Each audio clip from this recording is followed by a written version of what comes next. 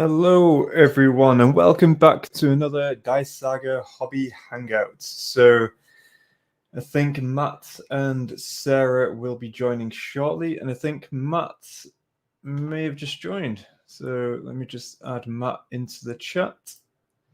Hello. I think you're on. Oh, you're on mute.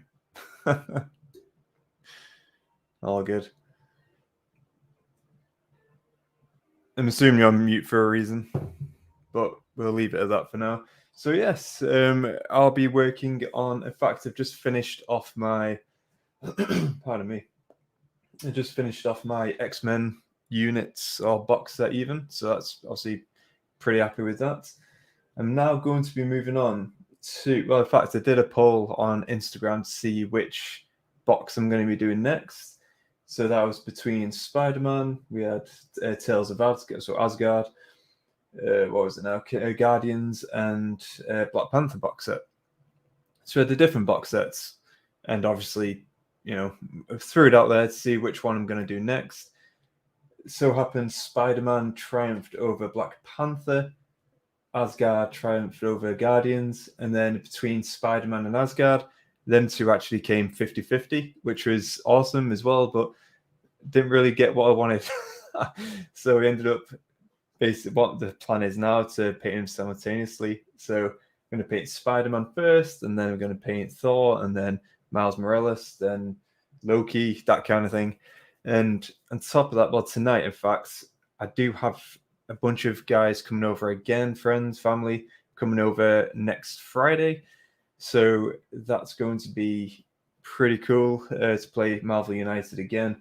And one of the requests is to paint Doctor Strange. So that is what I'm going to look to do tonight, is paint some of the Doctor.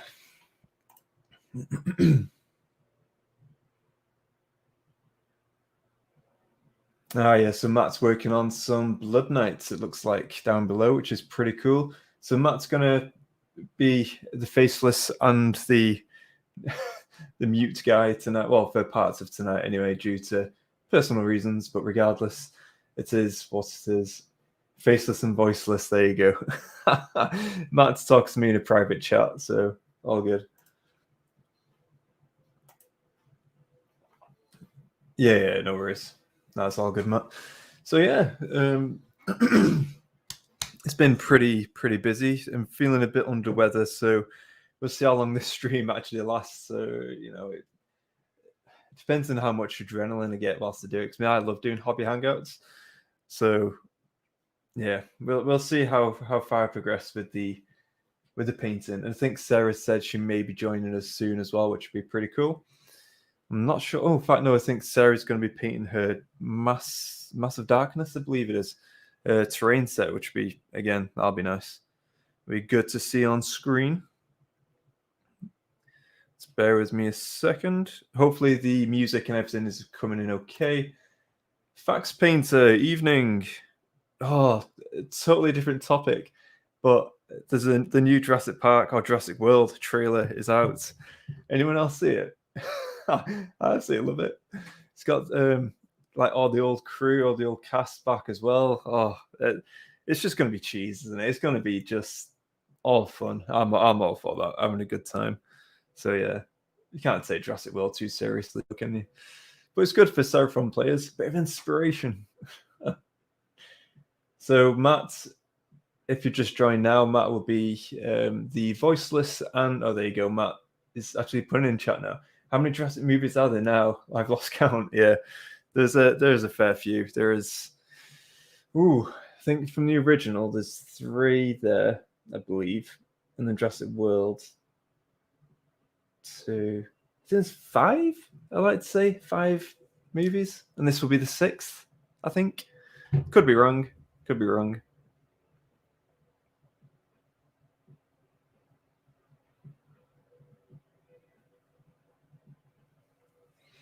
Oops. Almost dropped my bloody phone. Feels like more. Yeah, there might be more, but I'm seriously not too sure, to be honest. Facts. Let me just have a mooch. You know, in chat, let us know as well, because I'll be. Oh, balls! No, no, I think I'm alright. What the hell is Battle at Big Rock? I've never even heard of that. Oh, I'm not classing that as a film. 1, 2, 3, 4, 5. Yeah, this is the 6th film.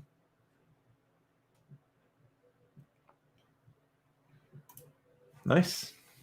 Yeah, so this is the 6th film. I thought there was around about that. Hey, Cedar, welcome to the chat.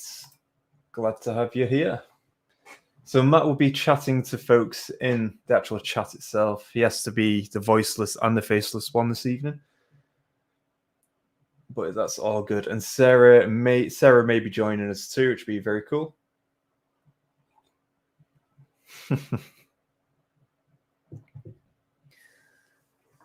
So yeah, the new poll is out, I believe. Matt's done that in Discord. I will be putting the poll as well on YouTube as well on the community page. Again, make sure you do all the contributions. Go into the actual polls. Obviously, put your votes in there. I know I will. And yeah, we'll see what comes of these upcoming events. It'll be very cool. Oh, I think Sarah's deigned to join us. Sorry, pizza was a little bit too important. I was very hungry. No, all good. Needs must. Matt is going to say Sarah because obviously I know you're late joining. Amalgamation of two words there. Matt is going to be the faceless and voiceless one tonight for the time being, anyway. Oh, what's happened? No, he just has to be a bit quiet at the moment, just because kids and stuff, settling down. Okay. Yeah, quietly painting away his desk. He literally needs to be mute. Oh, look, there's my Stormcast in the background. Yes, there you go. So Cedar, so Matt just has to be a bit quiet for his kids tonight. So he's, I think, they're getting into a new sleep routine, all that jazz. So he has to be a wee bit quiet. I have to get myself into a different sleep routine. I've got to actually go into the office tomorrow, which means I've got to get up at like an hour and a half earlier than normal. Oh, grim tidings. No more rolling out of the bed straight into my laptop. No. Literally just like rolling. Yeah. Nah, I know that. I know. Well, I know that like one of those little Wallace and Gromit contraptions or something where my bed pulls me up and the laptop goes doink right from me. Yeah, it's like a little spring or something like straight into it. Oh right, okay. No, it's just noisy in the background. Oh right, okay. I thought you had kids and all that stuff. It has to be a bit quiet. I guess they're the noisy ones then. Either that, or depending on where Matt is in the house, it could be noise from other things like washing machine and whatever. So, Night of Zen, welcome. Thanks for joining. Kids can be noisy. Kids are noisy indeed. Oh yeah.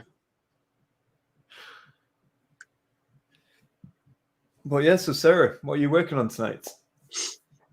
Well, I was going to work on my Massive Darkness scenery and stuff, but again, because of where I am and I'm not at my painting desk, it's a little bit difficult to do that. I've already said what you're working on. I was teeing you up to bring it home, but you changed your mind. Well, yeah, I've just not got as much room as I hoped to have over here, and I've got no stable surface to keep the paints on, which is the main issue. That's fair. No, that's all cool. So what are you going to be doing then tonight?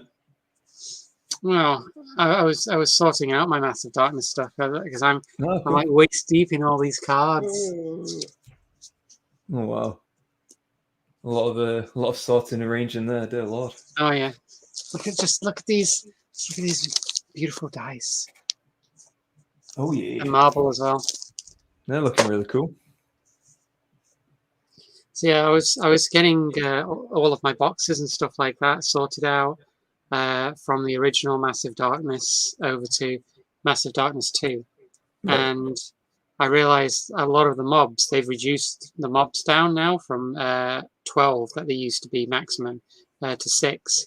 So it meant that I was taking out at least half of some of the mobs to put them away in another box. So I'm able to carry what was in 2 boxes in 1 box now, which makes it a lot easier. And I also realized as well that I've almost painted the entire Massive Darkness original box set. I've got like 3 models left to paint. Bloody hell. And That's then it's not all bad painted. going. So that's why I'm making a start on the scenery, because once we've done our box opening for Massive Darkness 2, spoilers, Yeah. that then is going to allow me to start playing through the original one.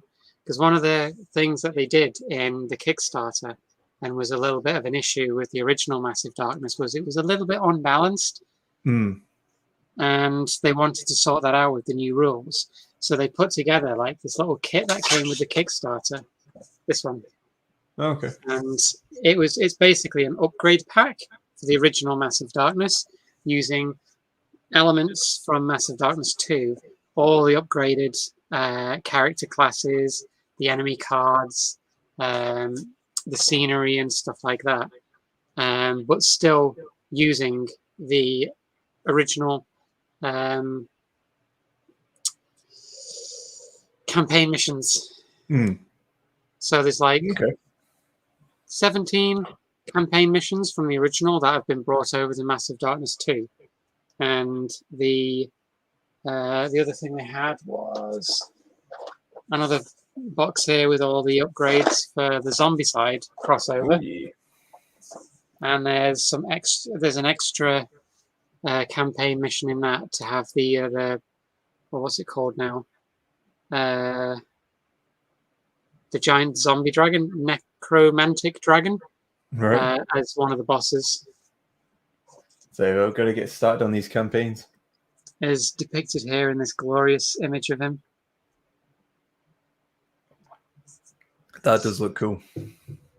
He's quite large. He's on a small base, but he's a very, very large miniature. No, that's cool. Needs to see that in person, actually. That sounds. You do. So some of the boxes and stuff like that are, and some of the models are absolutely incredible. That's why when we do the box opening and stuff, I'm going to bring around a few other little boxes.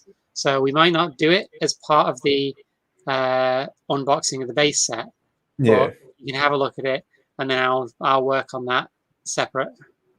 Yeah, that's cool. No, it's all good. Well, I'm going to touch briefly on what I'm doing. So, loading. Speaking of loading, and so I'm going to be painting. What you call it? So Doctor Strange. Oh, Doctor Strange! You got yourself into the Kickstarter box now. Yeah, just I'm different with so just because I've got again some folks coming over on Friday, not tomorrow, Friday after, and one of the requests is to get this guy painted up. So I'm like, yep, that's fine by me. So I'm going to have to do more. Well, I want to do them all regardless anyway. So I'm just like, hell yes, yeah. Any requests by all means. But I did a poll on Instagram. So again, about who's going to go, well, whom I'm going to paint next, pretty much. And it came down to between Spider-Man and Asgard, because them two beat the other 2 boxes. And then, what do you know, it is 50-50. And I was like, like just what you want. Was it exactly 50-50 or exactly 50-50? Oh no, votes exactly 50-50, and it's okay. And it's actually quite surprising. It's really good though, because it just goes to show that again the interest was there, because I think these are like the most votes we've had in terms of for these boxes and stuff, which is really cool. So, but yeah, it's bang on 50-50, which is awesome. I loved it. So in a way, I loved it because I loved the participation. But in terms of the decision making, I was like, oh, balls. So now, it was very one-sided when it came to like which ones won in the previous polls. It was. Yeah, exactly. Well, it just goes to show, doesn't it? It's like we had Spider-Man smash Black Panther, and then Asgard beat the Guardians ever so slightly. I mean, it's like probably about 3-4 votes between them both. But then I voted for Guardians. The Guardians. but yeah, so basically now what I'm going to do is I'm just going to paint them simultaneously. So I'm going to do Spider-Man first, we've got here. So I'm just going to paint Spider-Man, and then I'm going to paint Thor, then I'm going to paint like Miles Morales, and then I'm going to paint Loki. Just going to go back and forth in between, just painting them both at the same time, all that kind of good stuff. So Matt, I'm considering the colors for my knights, thinking of standard red armor and dark teal cloth. Sounds cool. Are they? Yeah, the Soulblight and Cedar Soulblight Knights. They're just tiny black dogs on my screen. Here we go. Let me just sort that out for you, mate. There you go. That's a bit better. Yeah, You can see him a bit clearer now. I mean, he's undercoated them black, but like I really like the contrast paint Flesh Tearers red. That's a really, really nice deep red. Sorry, I'm not laughing at that. I was laughing at Cedar then. He meant dots, not dogs. As well, you know, they're four-legged, so I assumed it could be either. Yes, Soulblight Dog Lords, indeed. They are pretty sweet-looking models, though. Yeah, I'm basically holding off on my AOS painting at the moment because everything's painted near enough. I've just got the Ideneth guys. So Ideneth, I'm looking to paint when the new book comes out. So I've got 2 units of eels, but I don't want to equip them just yet because what's the point? When the book's coming out soon, then I'll know which one I want to go down, and then all that kind of stuff. Well, it'll happen exactly the same as what happened with the Orc War clans, where I put all of my guys with the spears, and then in the next book afterwards, they made it so that the pig iron choppers were the better weapon.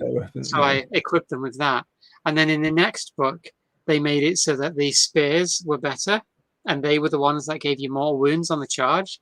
So I was like, for God's sake, my orcs have had their arms cut off so many times.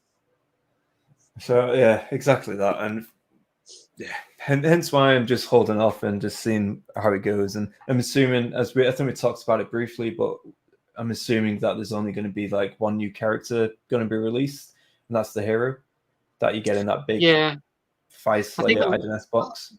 A lot of the stuff that's been coming out, like even in the Broken Realms things and stuff, was just like one character here or there. Like there was the Revenant for the Sylvaneth. Now you've got the I don't know what they're actually called, but you've got those single characters. The one for the Reavers, is it? Yeah, for the Thralls.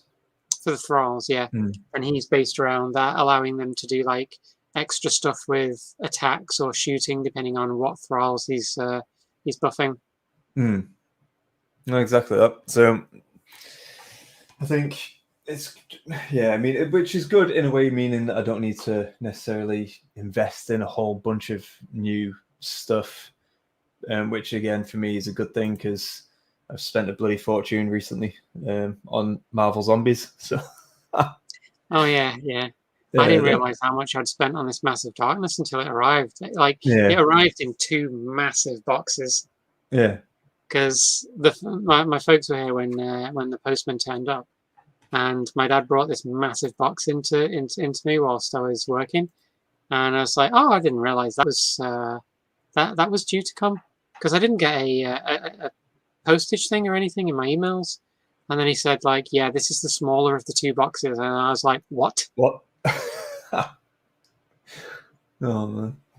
No, it's so I'm kind of holding fire. I mean, it's like next thing I want to get for AOS is ogres. So I want to try and expand a bit with the ogres and just get some more gluttons and all that kind of stuff. But with board games, I've just basically I've done a massive purchase of Marvel Zombies. So basically gone all in the add-ons as well. Just thought, you know what, make it rain. Honestly, they're not going to go down in value because of the fact that, number 1, it's a zombie-side game. 2, it's Marvel, and 3, the miniatures look freaking amazing. Oh, so good, so good. So yeah, and hopefully by the time that comes out, I would have had all these guys that I've got now painted, plus the X-Men stuff painted. when that comes, and then get straight onto the Marvel Zombies pain.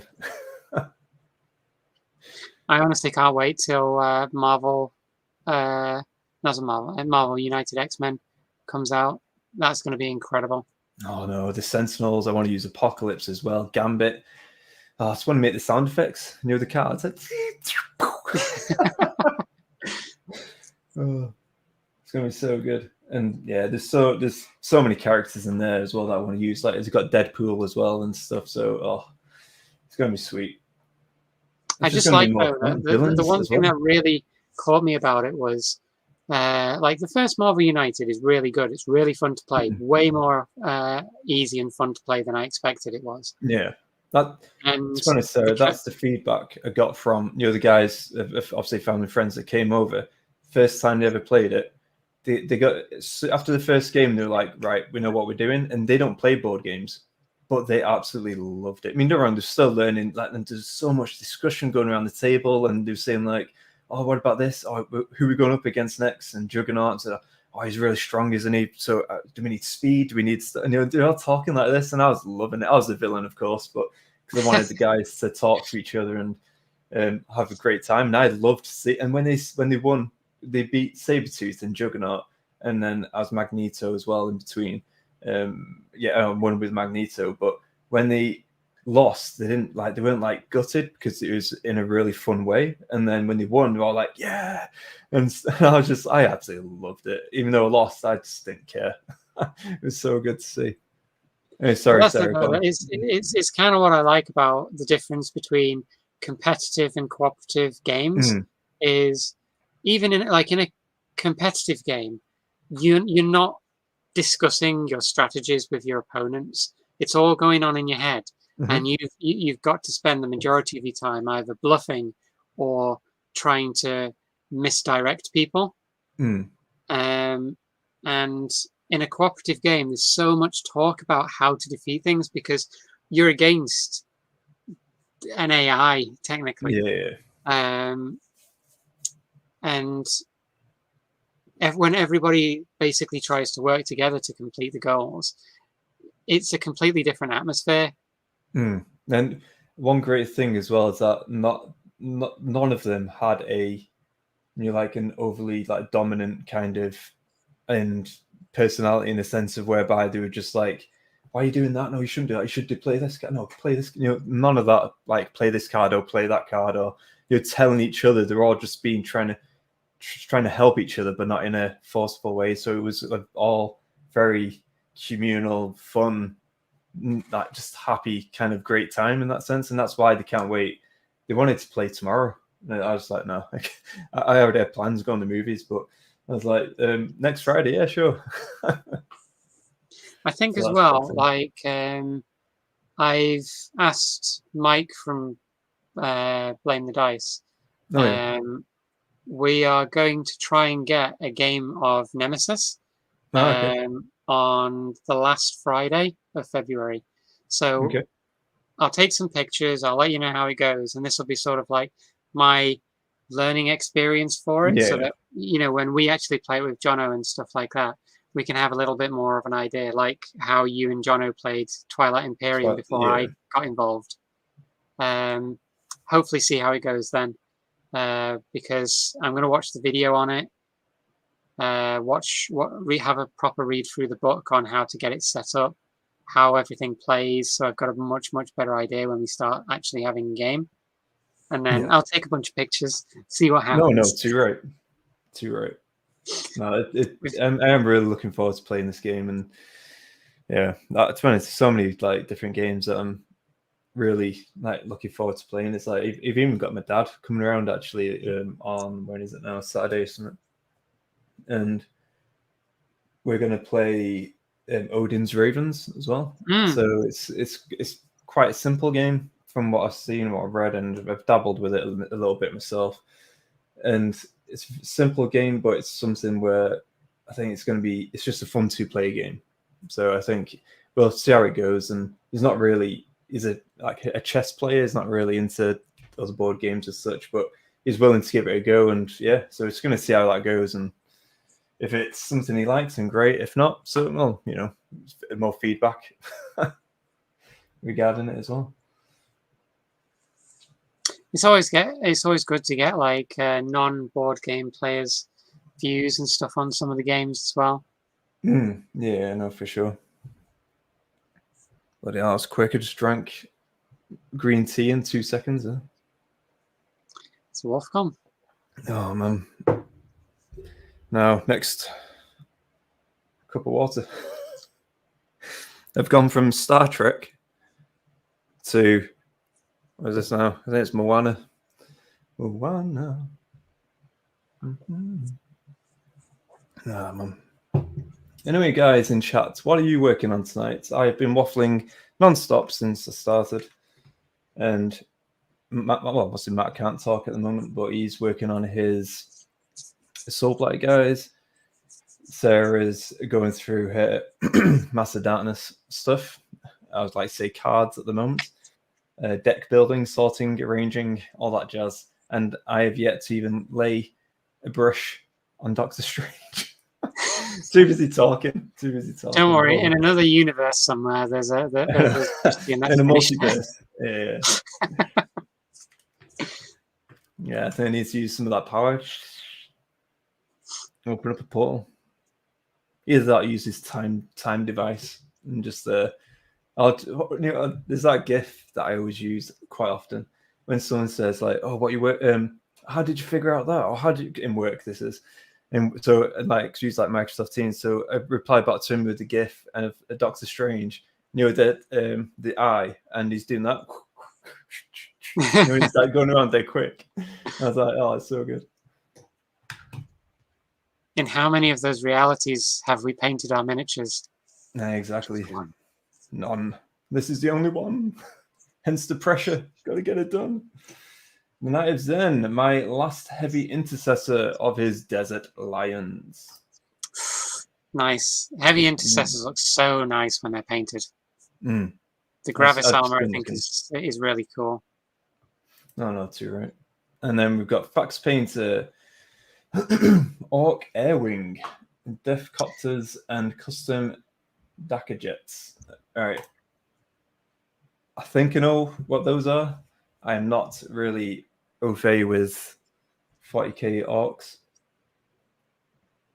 Because don't they just like piece things together anyway? It's just call it what they want and just a bit of super glue here and then just whack that on. Oh, it's fuel. It'll do. Just shoot off. Most of orc technology and stuff like that just works because it does. Because it does, yeah. This button works. Boop. And all of a sudden, yeah, it does what it does. Shoots off.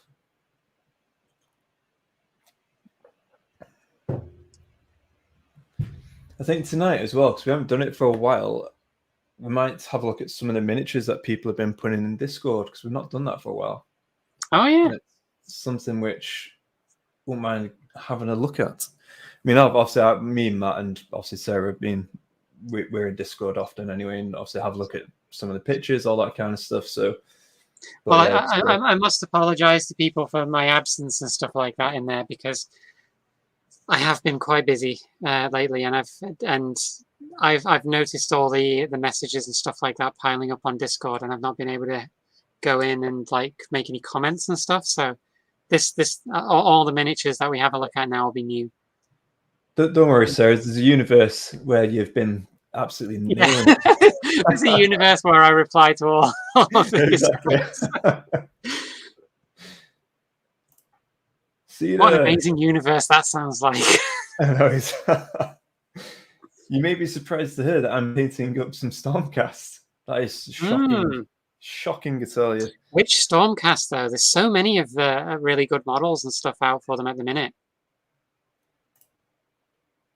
Okay, cool. So you put on Discord. Brilliant. So bear with me, because honestly, this is going to be as seamless as anything. Just bear with me a second. Hold on. Here we go. We got Discord up. And let me just sort some magic out. Watch this. Oh, yeah, there's a pause right there. And let me just do it. Oh, yeah, there you go. We've got Discord up again. Tell you what, but it's like I've done this before.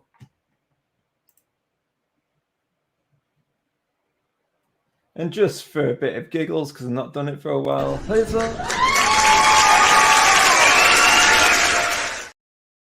There you go.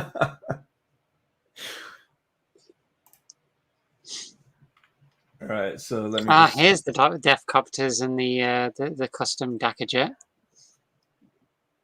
Yep, just sorting my life out. Don't know if you can see those well enough. And then, so you've been working on that. It's just very cool. What kind of orc culture you're gonna paint them in? It's got to be red, right? Yeah, I don't know. Yellow ones are pretty good as well. See, there's some vanquishers and ballista with the crew. Yeah, okay. Cool. I've still got my ballista to do as well. Yeah, vanquishers look really nice. I mean, I'm not really a Stormcast player, although I've played Stormcast when they first came out with the very first stuff. Pardon me. Just read so far. Yeah, I was going to say fax painter because I did remember seeing your orcs that you've done, your Legion. In fact, we'll check them out in a sec.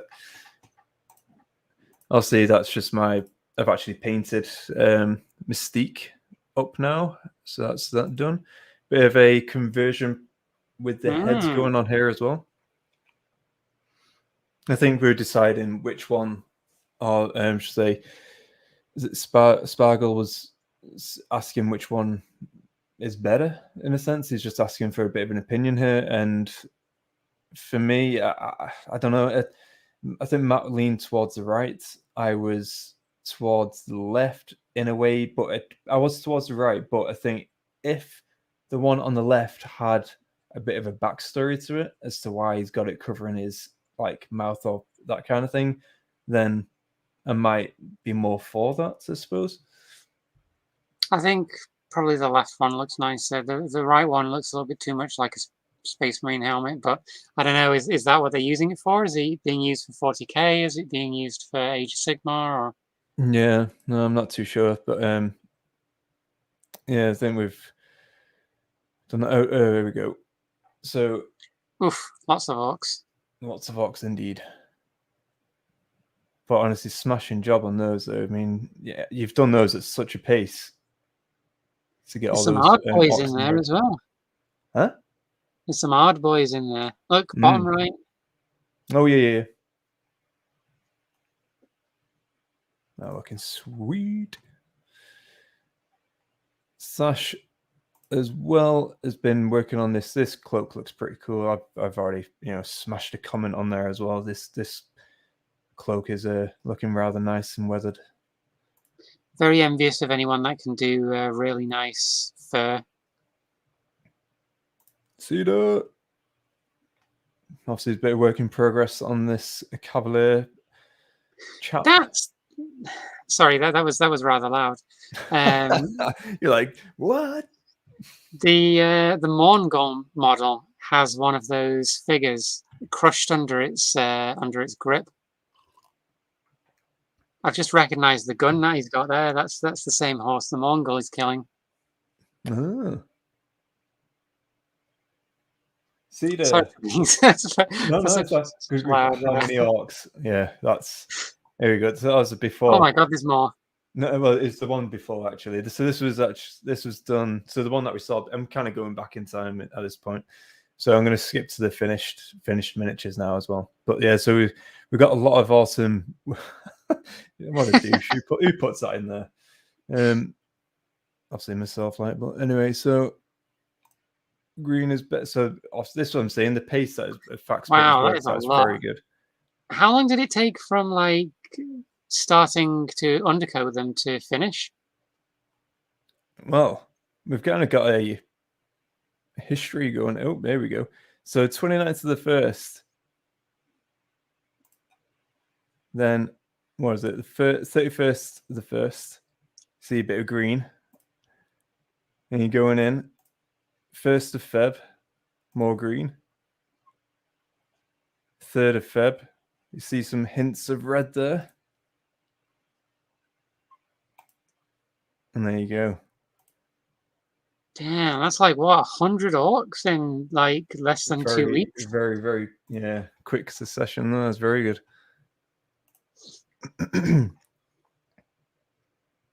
So that's just the wasp that I've just finished up, which is very cool. Just getting that done. And then we've got Pope. Oh, I mean, the colours are pretty cool. We've got a bit of weathering going on there as well. That's one thing I've never done on my Space Marines. Like my Imperial Fists look exceedingly clean for people who have been wandering brand around. new out the shop. Yeah. Fax Painter took about 40 hours maybe for those orcs. Wow. I think in 20 hours I managed to do 20 Savage Boys. There you go. Speed Demon. That's cool though. I do like this. The color schemes is definitely something that stands out. The shield as well is pretty cool. It's a very cool model, that one. Yeah, it's something I don't really touch on. I think I've only ever done weathering like, I don't know, probably like once or twice on a miniature. There we go. The boys is here. The boys is here. Come on, that's the bases are done now. Obviously, it's in the finished minis section. Oh, they've even got little grass on there as well. Damn. Yeah, they got tufts. That is dedication. Spelled exactly how the orcs would say it. That's class. The helm in the middle. That's cracked me up. The Ardmech or the tech guy. It's one of the cool things that I like about people who learn how to speed paint and stuff is, you know, regardless of, you know, the quality of how it turns out. Like my Savage Orcs are probably my worst painted miniatures, but they look so good when they're on the tabletop. And these have even got like highlights and stuff like that on them as well. No, I've done an awesome job there. The one thing that probably would have taken an additional 40 hours is going in and drilling all the barrels of the guns. Hell no, I won't do that either. It's the power of imagination. There we go. This is Horus Heresy. Nice. That's pretty cool. Obviously, got a Space Marine chap there being like gutted, and then standing triumph over the other one. That's pretty cool. He's in a bit of a rush, just smashing people out of the way. Too right. It's one thing I've never got into is the Horus Heresy. Like, I kind of wanted to get Mortarion, or I think Typhus. I think he's in it, or some of the Death Shroud Terminators, because me loves me Death Guard. No, I've never touched Horus Heresy either. Matt's saying drilling gun barrels is such a hot topic for some people. I hear that. Mm-hmm. I enjoy doing it, but I don't care if anybody else does it or not. I just wouldn't. I just don't. Not that committed. Not that committed to get into that length of detail. Obi-Wan, you're my only hope. Hello there. Hello there. Yes. It is. I was quite intrigued. There was a point where I was tempted just to get a few miniatures of these, just for painting and display more than anything. Mm-hmm. Get me some General Grievous action. Yeah, it's right. If I played 40k and had like over 50 guns to drill out, I'd stop bothering. Yeah. I mean, maybe if it's like a handful, like you're like a kill team, like specialized kind of thing. Yeah. Like, then I'll be like, okay, fine, let's go. You know. Well, but there's some that like Space Marine guns aren't that bad. Like the smallest drill piece that you get in the Citadel mini drill does the bolt guns pretty well. It's a decent size. but there's some weapons like Tau Fire Warrior, Breacher guns, and stuff like that there's no way you're going to get those drilled out. And if you do, you've got some kind of bizarre fetish for tiny holes. Oh, very well put. So Cedar, I often forget to scrape mold lines. There's no way I'd remember to drill gun barrels. I tell you what, you're preaching to the choir of Christian at the moment, because mold lines, all that stuff, I'm not one for caring too much, to be honest. I mean, I just assemble it, and any bits that stick out, yeah, of course, just try and scrape, but I'm not really asked. Really Yeah. aren't. But I appreciate I'm people kind of who like are, that. The only but thing that I take exception to that on, though, is Space Marines, because it really, really bugs me when I don't know who at Games Workshop decides, do you know what? Let's put a mold line down the front center of a flat panel.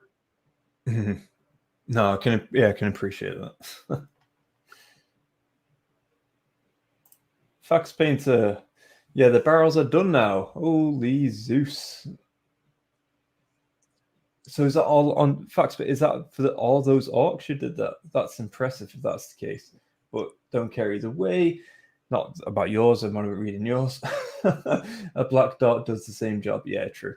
And I mean, I think that's what I do, to be honest. In fact, I'm just gonna have a quick look. It's got my Space Marines in the cabinet, and I don't know whether I've even done a black dot. No, I haven't.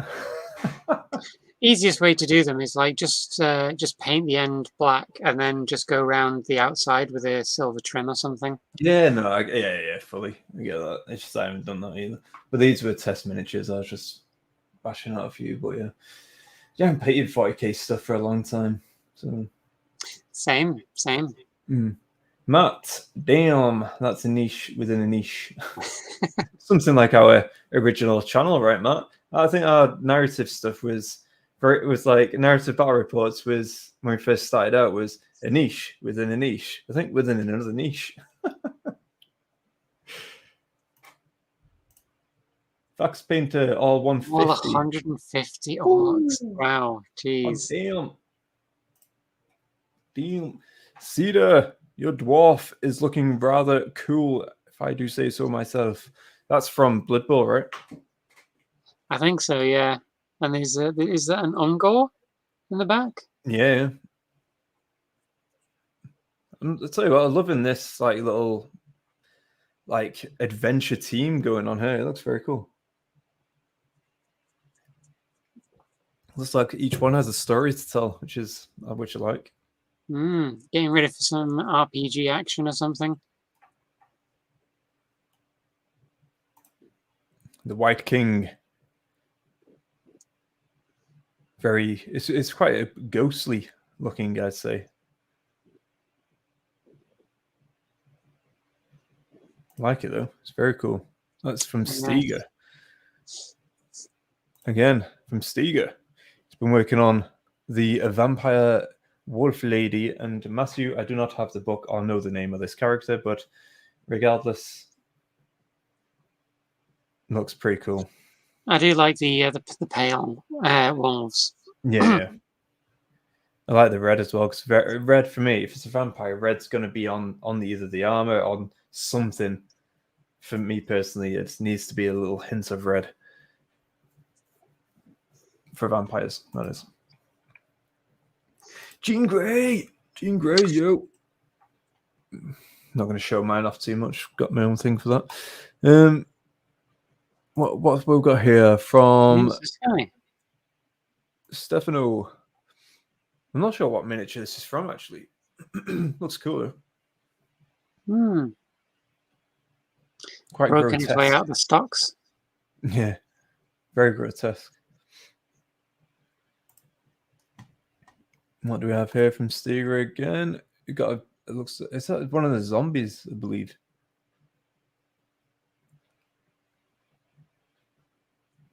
Nurglemancer. So I made a fitting Yeah, that's the substitute one. for him. Yeah, it's Ah. I was trying to figure out what it was from, but because it's not painted green. Yeah, it's a bit like, is this a thing? Yeah, but I managed to break the sight off my Nurglemancer, and so I made a fitting substitute for him. Yeah, I think is it the new Nurgle? Yeah, I believe so. Nurgle caster. Yeah, because I was gonna do like a little picture with like from Scary Movie, the guy, it's Scary Movie 3, the guy with the hand. Says, "This is my good hand." They said, "Reach for my hand," and then he puts the hand in the turkey. Child.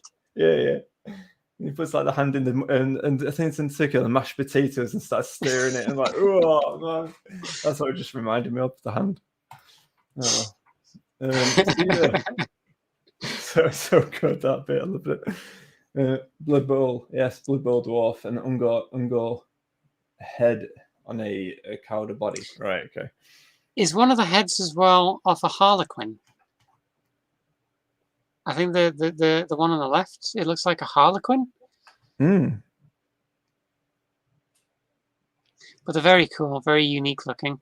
Yeah, it's a cool warband.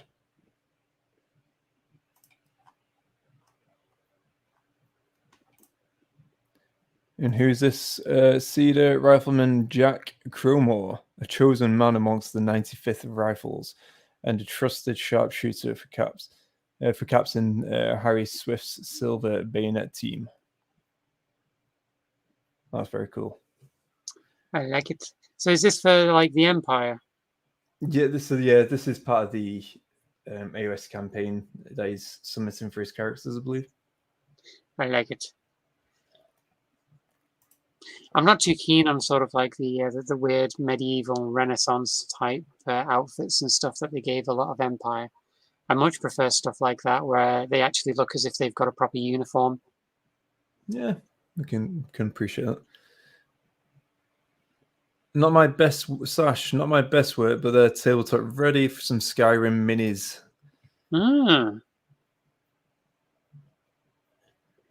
I have no idea what Skyrim's about.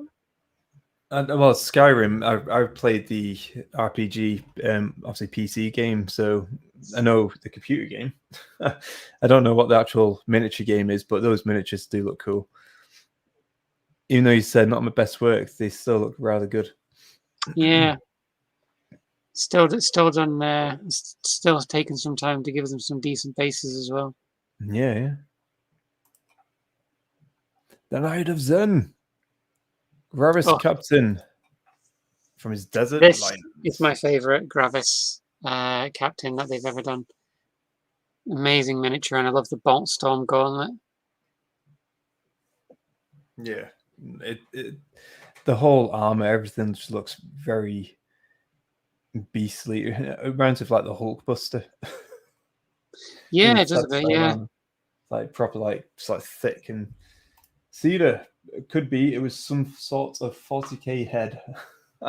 We'll go with the Harlequin head then. Yeah, let's go with that. It's Harlequins. What's this? Cyclops. Sash. Oh, this is a Horus Heresy Terminator. Horus Heresy, it is. Yeah, it looks it. That Meltagun looks amazing.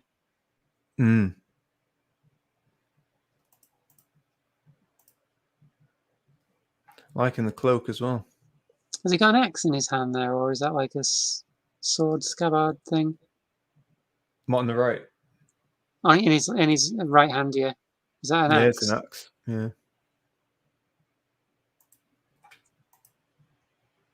And the other one, it looks like he's been told to face in the corner because he's been a very naughty boy. No. Cool. Well, you let the Xenos live. Go into the corner and think about what you've done. Well, we could talk about that for... Obviously, you could keep going through all the pictures, but hey-ho, we're back. Unfortunately, our faces are back. And guess how much I've done?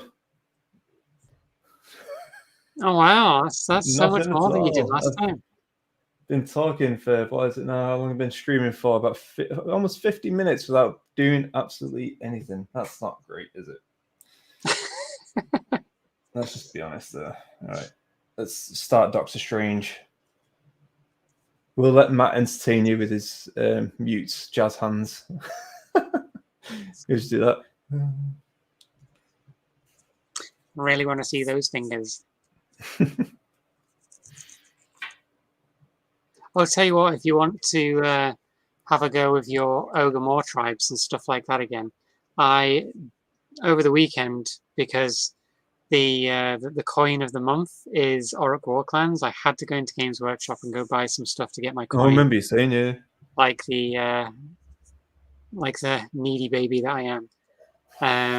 And one of the things I got was the new Maggotkin of Nurgle battle tome for AOS. And it just so happens that I have a 1,500 point army and 2,000 if you don't mind unpainted models. But if you ever wanted to try your Ogre Moor tribes out against some Nurgle, then we could have a go at that. Yeah, no, I'd be happy for that. I haven't fought against Nurgle, and I probably wouldn't want to after I fight them, but why not? They do a lot of mortal wounds, but they have no ranged attacks anyway, so it's going to be a proper scrap. So at least you can get into combat, okay. Yeah, you'll get into combat, and then whether you remain at the end of combat or That's not is another a thing. But they've got like a pretty neat mechanic, which is sort of like disease points. So the longer that your units spend near the Maggotkin units, they start racking up disease points, which then you roll dice equal to those for each unit at the end of each battle shock phase, and they could take mortal wounds depending on how many, like I think it's 4-ups you roll on the dice, and you can only have a maximum of 7 per unit. And there goes lucky number. Okay.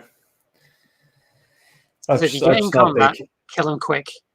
Yeah, I'm just not a huge fan of obviously. Well, after experiencing Matt's mortal wound output and other stuff, I was like, "Oh, there's another mortal wound. Oh, yeah, another mortal wound. Oh, why not? Go on, you on." I know. I think they're trying to make it so that every single army has the capacity to do mortal wounds and doesn't have to rely solely on either rend or number of attacks, which is kind of why I was a little bit not annoyed, but disappointed how few Night Haunt and like Gloomspite Gits and stuff like that can do. Even Blades of Khorne, I think apart from like Scarbrand, I don't think they really do too many mortal wounds. I'm not too sure about that, to be honest, about Khorne. But I mean, I fought against Khorne a number of times, but I don't recall the mortal wound output or anything. But I think with Night Haunt, at least they're able to soak up at least a bit of the damage anyway. Kind of, yeah. Hello? Well, let's just put it this way: if a mortal wound goes through on ogres, then it's just going through. Do they not have any way at all of like gaining ward saves or anything? Nope. See, now that's one of the things that I kind of think that a lot of the new armies are going to get a way somehow to generate ward saves and a way to generate mortal wounds. So every army still has an ability to do that. Like, I'm kind of guessing that when Skaven have it, they're going to make it so that the hordes are able to generate mortal wounds, and like what are they called now, those rat ogres, they're going to be able to do mortal wounds with some of the shooters as well. Yeah, I mean that's it. I think a lot of stuff will start dealing mortal wounds output for sure. Yeah, it's just a matter of time before things catch up, I think. Because Lumineth were the ones that first started the trend of like, everything can just deal mortal wounds, and how'd you like these 5-up mortal wounds at range? that you can't hide from.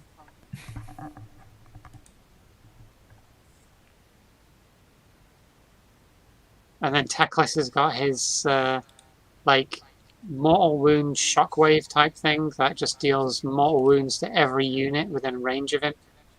Yeah. Because that's fair. Why not? Gotta love mortal wounds. And it's one of the things that I love about Teclis is just like, oh, your wizard can learn 6 spells and you're only allowed to choose one of them. Oh, isn't it sad that you just don't have the brain capacity of Teclis, who knows everything?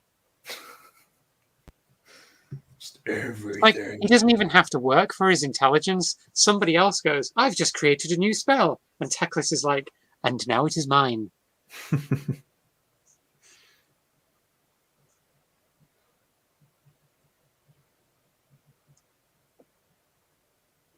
I think Nagash, though, can do it as well. I think Nagash has the ability to know all the spells of whatever death faction he's in. No, again, I'm not too sure because I haven't had a game of that high. I've not had a 2,000 point game in over a year, easy. It's going to change, Christian. It's going to change. Wait till you get your Ideneth book, and then 2,000 points of fish boys are going to be floating their way across the board. Oh, yeah. You got to pop up on your screen as well. No, non-extensions are not enabled. Because I don't need them, mate. Leave me alone. Oh, balls. Yeah. That's what happens when you paint, when you distract today. Mistakes. So did somebody specifically request Doctor Strange? Yeah. Because they enjoyed him last time.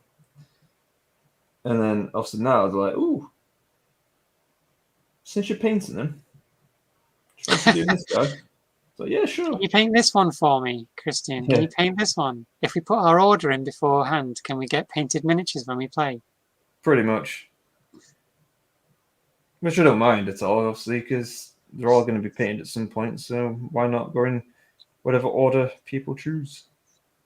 I mean, me and some friends, we played with Doctor Strange, and he has a really, really cool ability. You know, just like all of them do. I think is it the Eye of Agamotto? Is that the one where he gets to because as soon as it's in play, the villain plays with the top card of their master plan deck face up. Mm. And one of my friends played that as their first card out of the game. So the villain had the cards face up for the entire game, and we were playing against Taskmaster. So obviously you know that when he gets to certain areas, he's vulnerable or he's he can't be hurting. Yeah, and we were able to just plan like, okay, he's going here next. Everybody move here on their next turns. So yeah, which is cool though, because obviously Doctor Strange is very powerful, as you know, and then being able to actually do that, and obviously against Taskmaster does make a lot of sense. And so yeah, and the mechanics in the game is so fun. So yeah, no, I'm a big fan of the game for sure, and hence why I'm spending a lot of time painting the miniatures, and yeah, it's having a good time. And plus, it's so good. All I did was bring it around and show it to you. Then all of a sudden, all these things started turning up on the doorstep. It's just one session, and that was it. That's all it took. Hooked. That's it. It's just as soon as if I thoroughly enjoy a game or like the look of it, I go all in just because I'm like, well, why not? It's like Twilight Imperium. Never played the game. And an hour whether or not people would actually play the game as well, because it's a very long game. Did a lot of reviews, watched a lot of like YouTube videos and stuff, and yeah, about £100, £110 later, got the box, and then I was like, oh, John, do you want to have a game? And Sarah, do you want to have, oh, Josh, do you want to have a game? And then all of a sudden, we got a team of 4 enjoying the game, which is cool. When Jono is not harassing us. That was a really, really cool game that we had the other week as well. It definitely was. And I think mainly because there's less jibber jabber around, tiptoeing around. Nobody really got that offended if we attacked each other because it was expected. But yeah, I don't mind diplomacy at all. I think it's fun. It's a fun aspect to the game. But there is a time when it's just like, I need to complete objectives here. Well, I think that was one of the reasons why it took me, why I really didn't start doing anything useful towards the end of the game, because I couldn't focus on accumulating action cards. I had to make actions, so I couldn't risk not taking technology or not taking the what's it called now, the initiative thing, the leadership one. Leadership, yeah. Or even since I took Mekator Rex and nobody wanted to move Luke Skywalker off it, I ended up getting some extra points there. I think I gained 3 from Imperial. Yeah, you may have done, yeah. That's the most. That was the first game I owned Mekator Rex, and that was the first time Jono owned Mekator Rex. Because normally it's me. In terms of the last game, it was Josh, but it lost about 2 games before that. It was me just going for Mekator, but it does put a massive target on your back. I just love though that we had everything necessary to just dismantle everything he had. Yep. You sent in your suicide flagship, blew up everything in space. Yep. I used my action card to destroy his PDS, and then I bombarded the planet with biological warfare and destroyed all of the troops. Yep, it's awesome. And then he ended up protesting outside. Leave us alone. Leave us alone. No, it's I love it. And then yours just, with all your propaganda. I was just like dropping leaflets everywhere. We don't need to bombard the planet. Just send down some leaflets and they'll be ours in no time. Yep. The literature's that good. The marketing team does really well.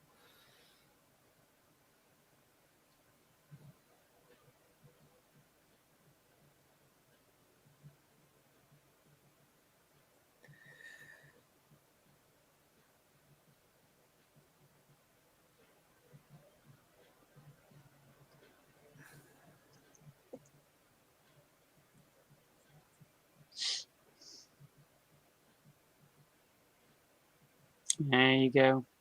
Putting that all-important paint onto Doctor Strange. Get in there. Just doing the darker areas first. So one thing that when painting some of these miniatures that irritates me a bit is obviously being fully attached to the base, and in some areas which I'm like, oh, so hard to get. That's why I try not to get too disheartened or anything like that when painting them, and it's why I decided to try and just do, like a generic comic book style with like maybe 3 tones to each color. Mm-hmm. Definitely.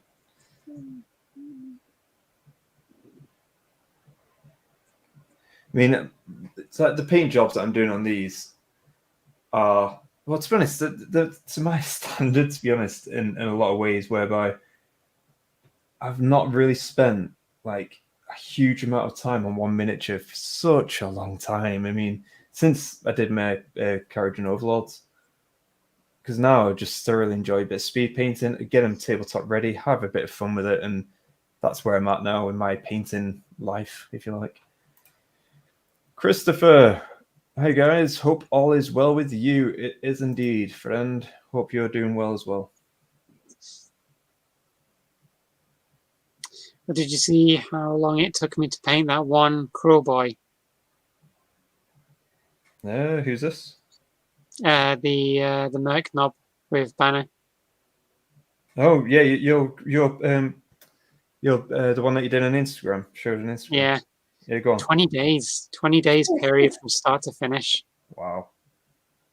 Like I didn't spend the entire 20 days, but like from start to finish of finishing the model, that's how long it took me. It took me ages to try and figure out like what color schemes I wanted to do on various bits. No, I can get that, but yeah, that's epic session. That. See, that for me, I would be willing to do something like that if I was going to be entering some sort of painting competition or something. Then yeah, sure, I'll definitely spend a bit more time on the miniature. But as an overall rule for me, I try not to spend too much time. Not because I don't want to, but it's just because I've got so much to do anyway. That I just want to get into a happy standard where I don't feel like I've done them a disservice or anything like that. It's still look decent. This is it. We've said it like plenty of times with painting the models. It honestly depends on what you intend to do with the model afterwards. Yeah. Or how you feel about the model as to how much time that you feel you should really put into it. Like, where is he? This dude here, the Merc Knob that I painted, that is plenty of hours worth of. I don't know if you can see it. Yeah, hold on. Let me just get in a bit further. There you go. No, my camera's just really bad. No, it doesn't want to focus on anything. I don't think it has autofocus, to be honest. No, that's all good. But I wanted him to look really, really good. So I've got, I did painting like all the way down to like the little tiny highlight dots and stuff like that on the corners. Painting the eyes on the dead faces and stuff that he's got all over his banner. And yeah, that took a long time to go through. Even the base and stuff took a while. A lot of deliberation on that. And then you've got my Savage Orc boys, where I had like over 120 boys to paint. And I was like, yeah, there's no way I can paint this army if I put that level of time into every single miniature. Yeah. So I ended up just painting them all. I think it took me 4 weeks in total to paint the entire army. They're not an amazing standard, but they look nice when they're on the board. That's the main thing. Tabletop ready is the phrase, right? Yeah. I didn't want them to look pretty and perfect. I wanted them to be fully painted, and I wanted to play with them. Yeah. Was there a reason why you spent so much time on the banner guy? Yes. I was really trying to figure out what kind of color scheme I wanted for my Crawl Boys army, because I didn't want to start on it and, just do a half-assed one and go like, oh, I'll just do red like everybody else does, and then get halfway through it and think, it just doesn't look unique, or I get bored with the color scheme. So I decided to spend a lot of time on each element and try and get the right colors and stuff that I wanted. Fair play.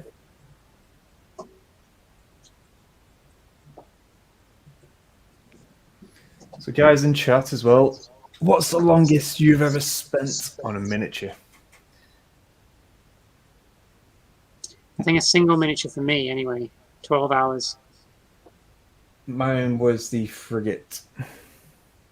That was a good number of days. Don't know the exact time, but yeah, that was the longest. I think the longest I've ever painted on a model was my Bloodthirster, I think, because I spent a good... It's weird, I did some speed painting techniques on some of it, like I dry brushed most of the skin. Is it?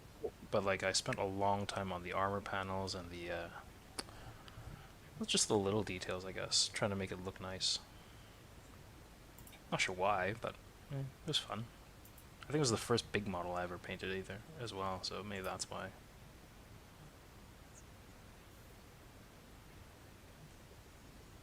I don't know about you, but sorry, could you hear Matt then? I could hear a little bit of what he was saying, but it's very muffled. No, I was going to say I couldn't really hear much then, but I don't know whether it's down to the, because obviously I didn't want to interrupt you just in case others could hear you, and I'm like, Matt, what? Let me try something. So I've turned you up on the mic settings, just on StreamYard.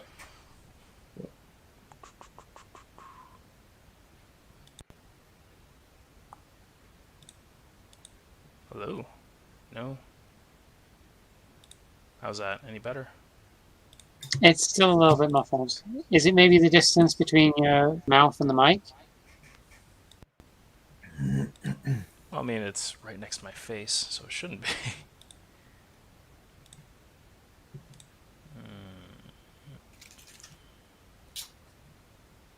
I still need to play Seven Wonders Architecture now. Oh, this one. It's a little bit better.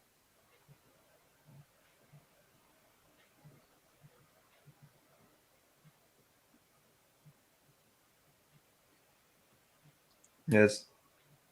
Let us know. Sorry, Matt, if you are talking, I've got to admit, I don't want to be rude here, because if you are talking, just Sarah, if you can hear him, to tell me shut up, because I don't know, I just can't hear Matt at the moment. Don't worry about it. You guys talk. You guys are more there you important. Go. I heard you say don't worry about it.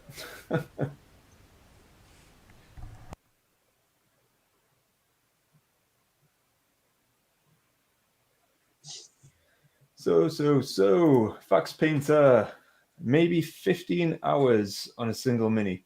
I would like to go full tilt on something later this year, maybe, yes. What kind of large miniatures, though? Is it something that you've got already, or is it something that you want to paint? Like I bought Mortarion, I think,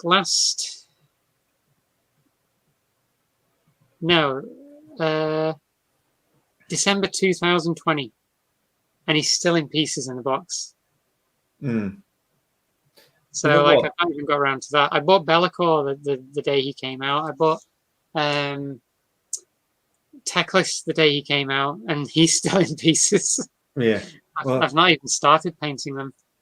So the next big the big projects I'll be painting in the foreseeable future it's going to be next year. It's not this year. Next year will be Galactus. Oh yeah. Now that's a miniature I'm going to spend a long time trying to perfect and paint well and do everything possible to make it both the zombie heads as well, and so you could take them off and put them on and stuff like that. But everything, just going to try and make it look as good as I can.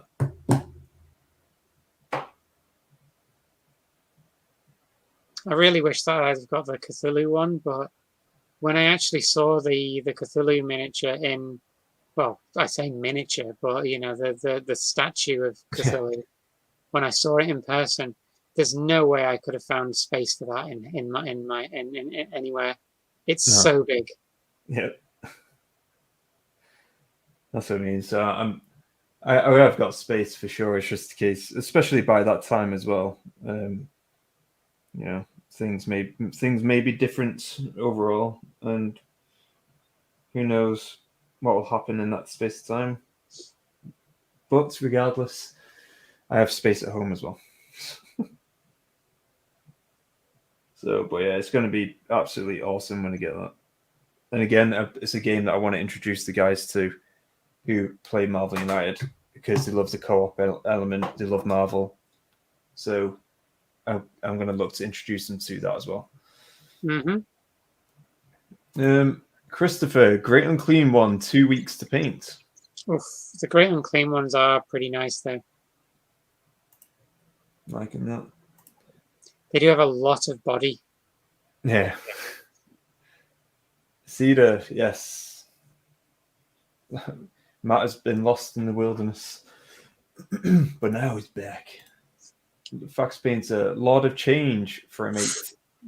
Oh, another good miniature. Epic miniatures these. Was it the regular Lord of Change, or was it Kairos? Fate Weaving. The Night of Zen. I want to paint Marathi this year. Ooh. That'll be very cool. Everybody's got some good miniatures in mind. I haven't got anything. I need to think of something this year then, isn't it? I've not really got any big miniatures. Have you got the Sea King like that? The guy on that. Mathlan. Idol of Mathlan or whatever it's called. Yeah. The one with the waves. The ocean, the guy. Yeah, no, I've not got him yet. No, so yes, that'll be one which I'll spend a good while doing.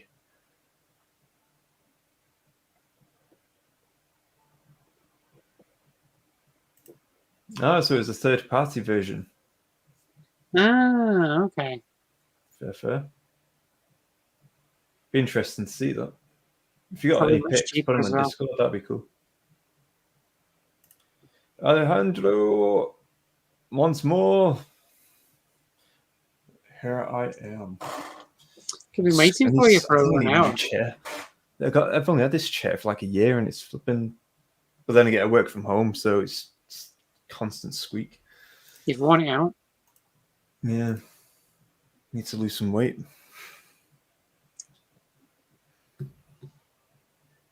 Right, Doctor Strange. I've done some part of you now. What's the rest? Okay, so you got some.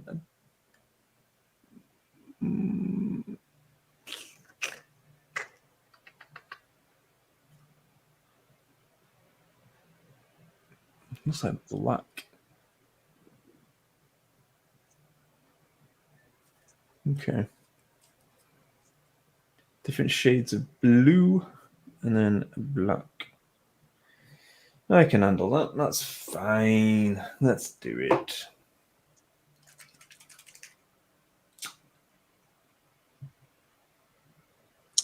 I'm not looking forward to having to get the train in the morning.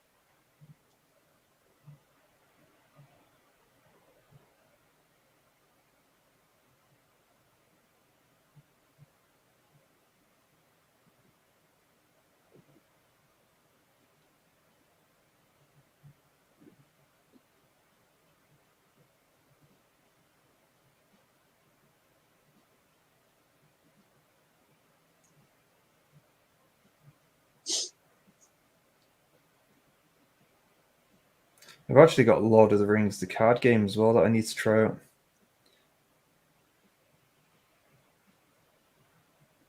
It's like a little adventure card deck games. You can do single player, so I'm going to have to give that a go sometime.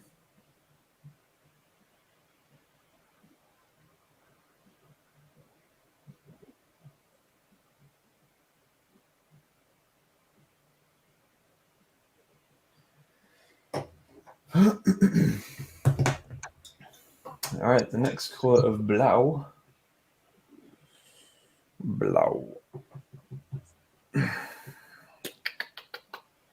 Or should I do the black? The black. These guys belts, the buckle, and the pants. Yeah. Contrast there is better doing dark first. That is for me anyway.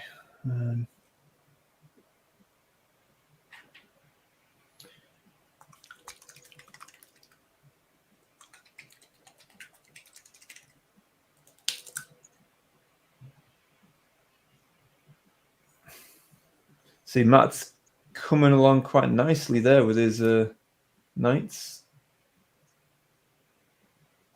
Yeah. Is he actually? Oh, he is using. Oh no, is he using Blood Angel Red? Get there. It's Flesh Terrors, actually. Flesh. See, there you go. Flesh Terrors. I said it's a good choice. I mean, it's thematic in it. It just looks like blood. That's the cool thing. Yeah, basically. I mean, that's why it's called Flesh Terrors.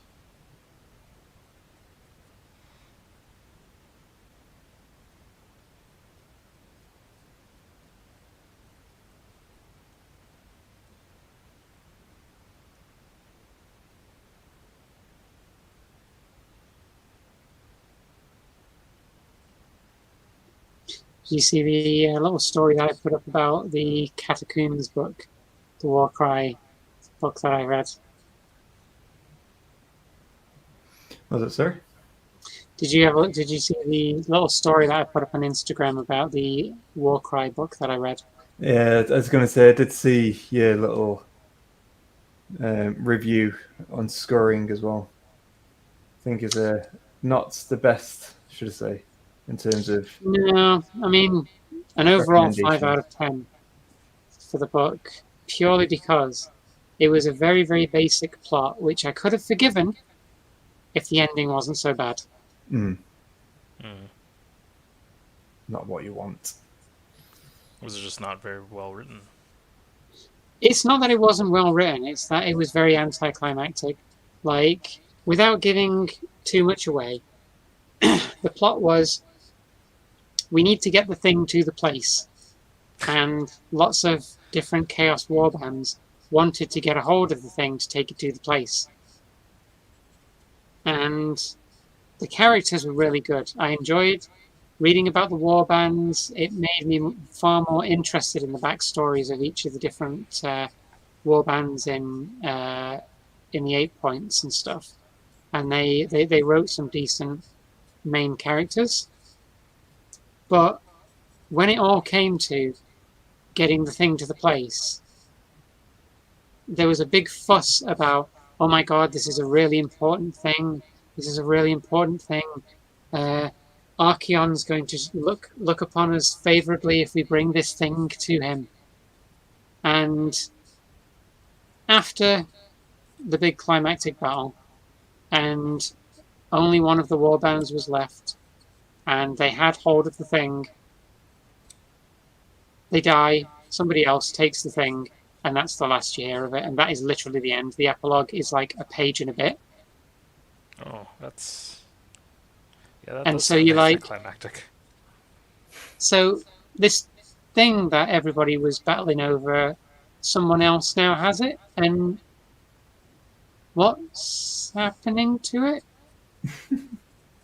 So I'm kind of like, the main motivation for all of the characters throughout the main story was just sort of waved off at the end as being completely insignificant, so much so that you didn't even need to find out what happened to it. Yeah, that's not good. Maybe they wrote it as like a kind of a cliffhanger, wanting to entice people to No, read more there's about no what other happened to book it. afterwards. It's not even written as a cliffhanger with like a sequel book coming out. Well, probably got cancelled by Netflix. Like, I wouldn't have minded if like Act 2 ended with that, and then there was an Act 3 where something else happened. But no, that was the end of Act 3. That was the end of the story. The end of the story was this thing that everybody cares about, somebody else has, who you've never even heard of before. And now what's happening to them? If Archaon needs this thing so much, and it is related to him somehow, like, why haven't the Varangard turned up? Why wasn't that a big Act 3 thing, where the Stormcast and stuff like that tried to take it back off Archaon, and you had to fight against Sigmar's heroes with the Varangard and stuff like that? That would have been really good. Where they had to try and stop Archaon from getting the thing. But no, you don't even get that far. So that's 3 books now that I've read from Age of Sigmar. One of them I've genuinely liked, and is the only one that I would give a positive review to. That was Gloomspite. Because it's more of it's like a horror book.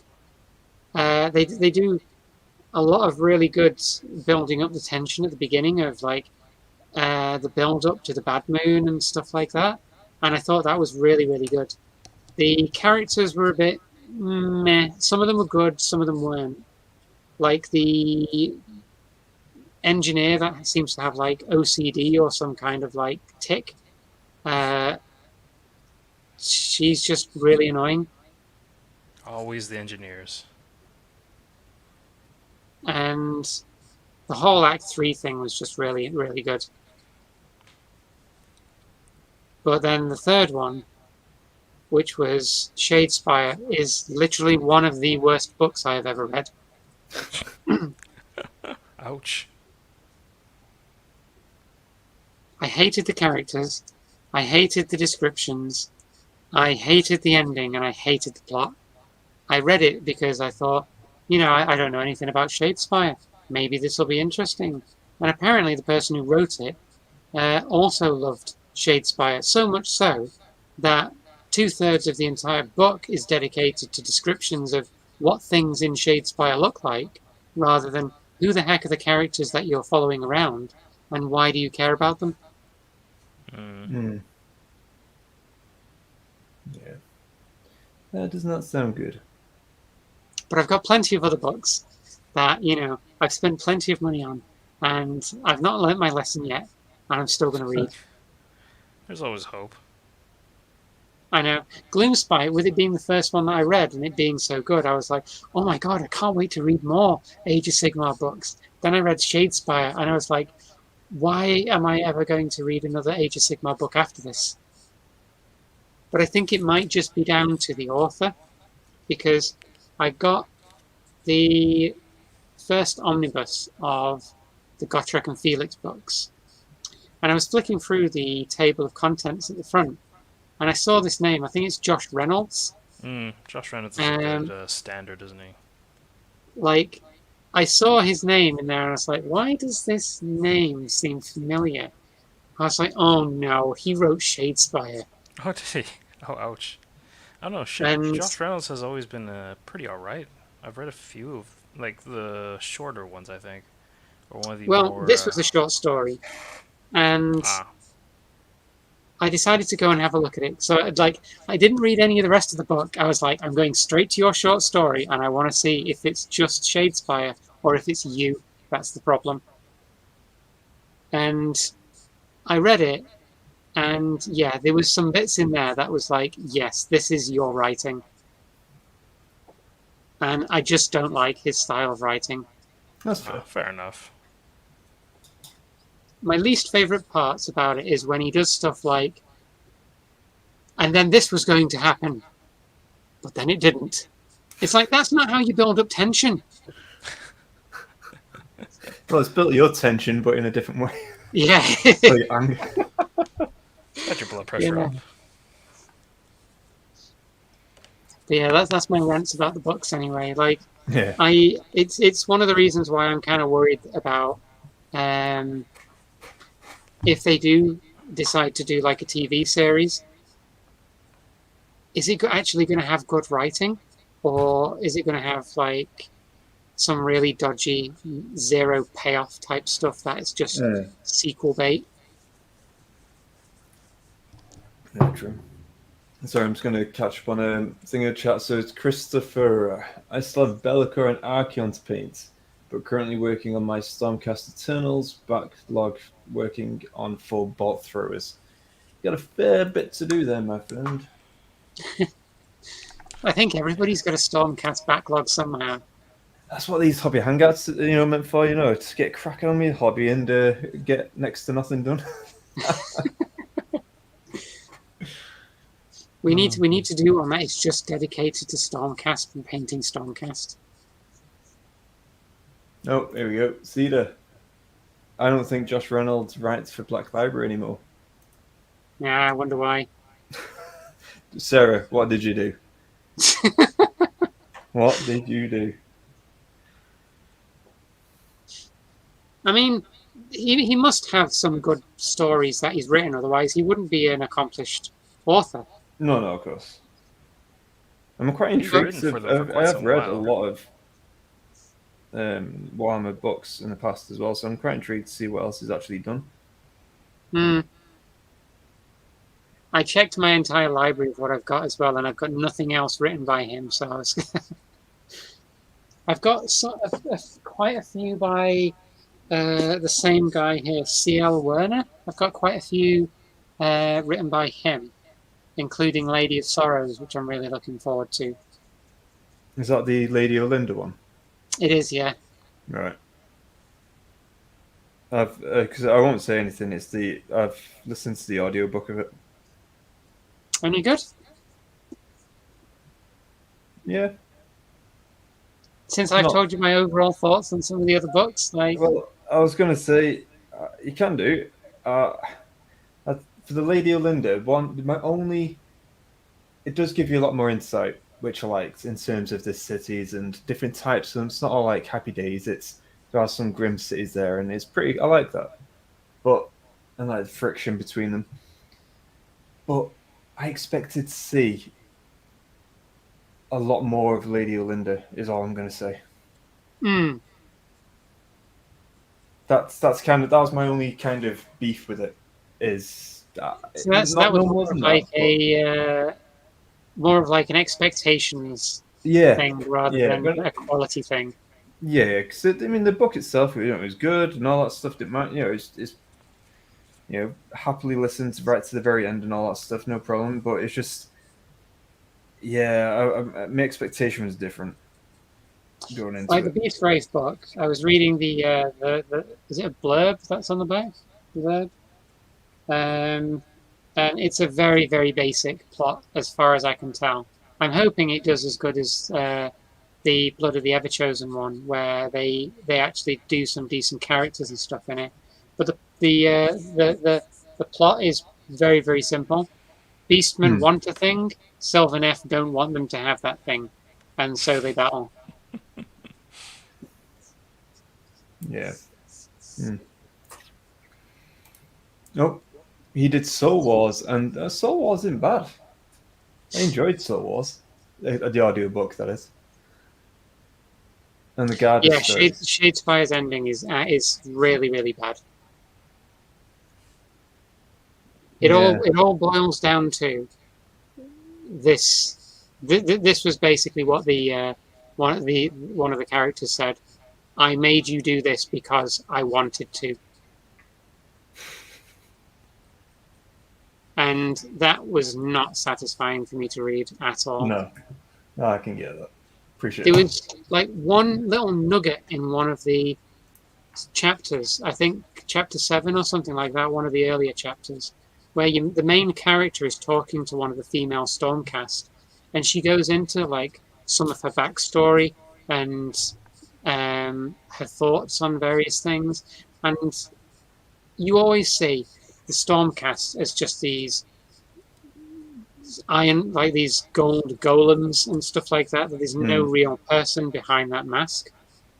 And it was nice to know that the people who become Stormcast Eternals and stuff still have some memories. They still have feelings about things, and it just built them up as being as a little bit more human. Yeah. But it was like one little exchange that they had, and then they never did it anywhere else in the rest of the book. And I just thought that was a complete lost opportunity. I can appreciate that. Night of Zen. Josh Reynolds, wrote Soul Wars. I liked it as well. I did like Soul Wars. That was quite Is it a single book or is it a series of books? Single book. Yeah. It's it's just basically the rise of the Night Haunt kind of stuff, and to be honest, I thought it was pretty cool. The concept of if you're going to read it, obviously I don't want to say anything too much, but I think it's either worth a listen or read, I'd say, just because it is fun. It's interesting. You get to see different sides of the Stormcast as well as Night Haunt as well, and how it kind of works there from their point of view. So yeah, it's in how they talk to each other and the different spirits and stuff. I did like that. That was pretty cool. I mean, if that's one that people recommend and stuff like that. Well, you've had 3 people, me, Cedar, and I could give it a go, but if it's still the same kind of writing style, I may end up getting far too frustrated with it. It's difficult though for me to say whether or not it is, just because with the audiobook, it's just different. If you know what I mean, you listen to voice actors and or actor even, and stuff like that. Elves are always there to make beastmen's lives worse. Tell me about it. Is that Alejandro whinging about flipping elves again? Good grief, man. Elves are always there to make beastmen's lives worse, yeah.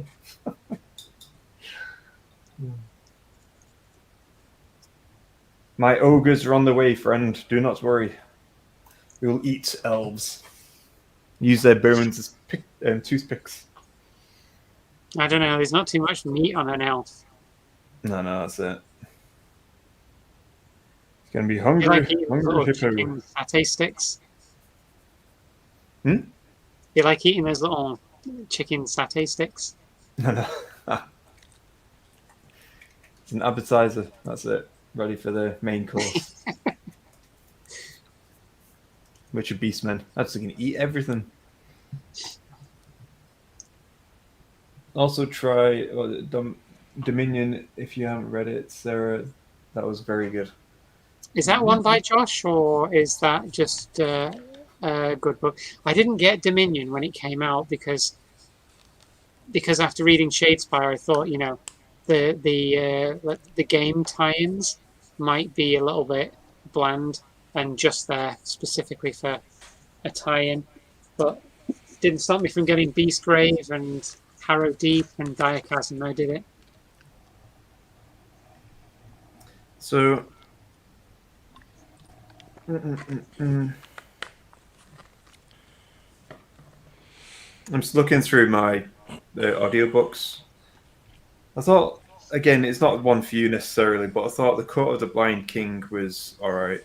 That was for Ideneth. Because it gives you a bit of insight into the actual Ideneth kind of lore and background and all that stuff. So I thought that was quite interesting. I mean, if I can find them in hardback and stuff, I'll probably get them. Honestly, yeah, I guess with like expectations for Black Library stuff, like Cedar's saying there. I mean, I don't want to. I'd like to think that some of them are pretty good. Like, is it William King who wrote the Gotrek books? His stuff was really good. Like, I really enjoyed all of the Gotrek books. Yeah, well, for me, the books I read a lot, obviously without audiobooks, that is, were from fantasy days. So, like all the von Carstein books I've read, the Bretonian books, the trilogy of books there. I've got like stacks and stacks. I've got all the Malekith, Teclis, the Shadow King as well. Imric, the War Against the War of the Beard, and everything like that. So I've read all those books probably about twice. Obviously, many moons ago. But in terms of AOS books, mainly audio books that I listen to, and some of them I found okay. Others have just used as background noise whilst I was used to drive to work, kind of thing, and wasn't doing anything else, so why not? So. I will rant about elves into the sun. I'm sure you will, Alejandro. Darius thinks. So it's good to know that we've got quite a few people who actually read the Black Library books as well. Yeah, well, that's a bit grim. My bloody corpse will continue to rent the path from inside Cassie during funeral.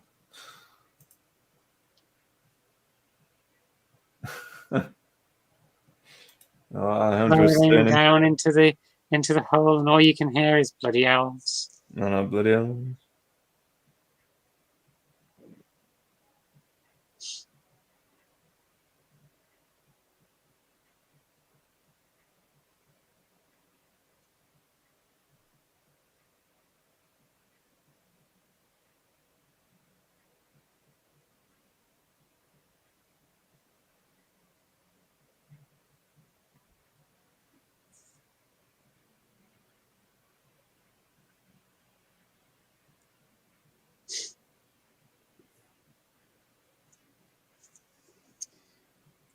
I think I'm nearing the time that I'm probably going to have to start going because I've got to be up at like 6:30 in the morning, annoyingly.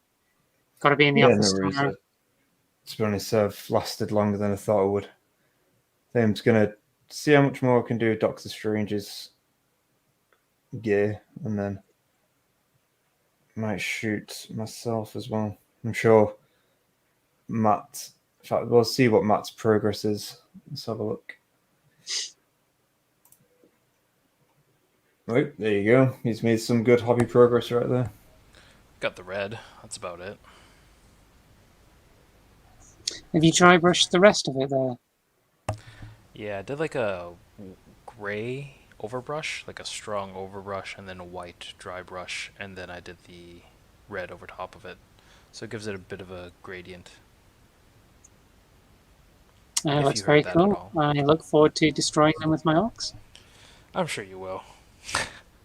All right, guys. I think we've got an agreement by all three of us here. So thank you all for joining tonight's Hobby Hangout. We have lasted an hour and 40, which is actually not bad at all. So as always, if you could like the video, check out the videos that we've posted recently as well. Drop a like, comment, all that good stuff. It helps out with the YouTube algorithm and helps the channel. If you could also, what also helps, tell your friends, tell your family. We're welcoming people. Regardless, anyway, obviously for the folks who watch after the fact, just obviously hit the subscribe, comment down below. Well, obviously basically what type of board games you'd like to see in the future. Obviously what type of battle reports as well, because we are looking at changing them up. Whether you enjoyed the actual live battle report that me and Matt did, or whether you'd prefer to see like a recorded one and shortened, condensed kind of version as well. All that good stuff. You just let us know down in the comments. That would be great. But thank you all for joining. Take care and let the dice tell the story. Bye. Bye.